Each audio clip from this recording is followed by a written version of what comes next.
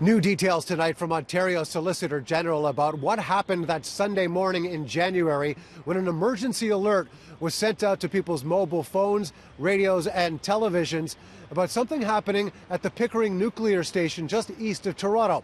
Despite an investigation, there are still questions about how a false alarm could have been issued in the first place. Lessons learned and steps taken. That's the explanation, rather than why a serious error happened with the emergency management system in the first place.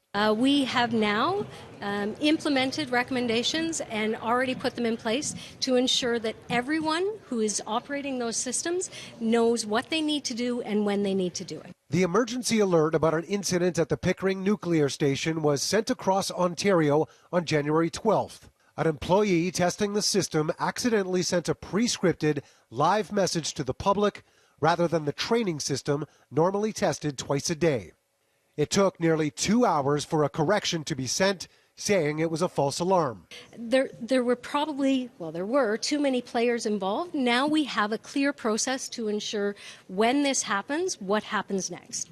No clear instructions were provided by multiple supervisors at the time about how a second alert should have been issued to inform the public of the mistake.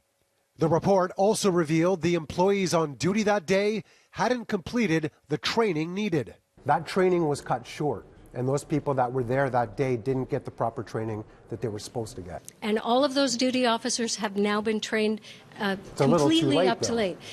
Again, I will remind people, this was sent in error. We'd have now, as a result of that, an improved system. It's extremely troubling that that folks are being put into the workplace not having the training they need, that there doesn't seem to be a plan in place that how to prevent that from happening. It was also the 7th consecutive workday and third 12-hour shift in a row for the employee responsible.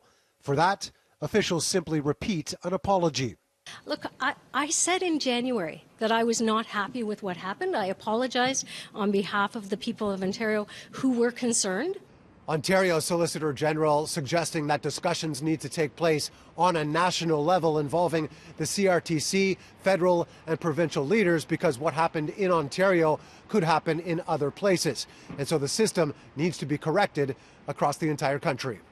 Mark McAllister, City News.